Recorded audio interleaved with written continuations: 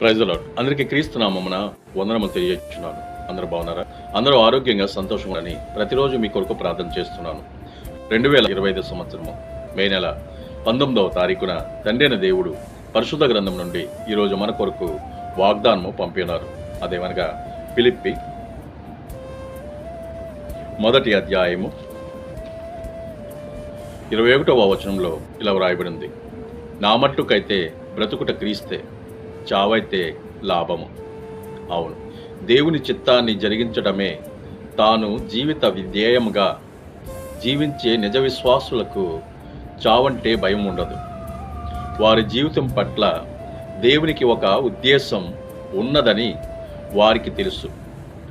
వారి మరణం అంటే ఈ లోకంలో తమ పని ముగించుకొనడం. క్రీస్తు ఘనమైన జీవితాన్ని ఆచరించే సమయం.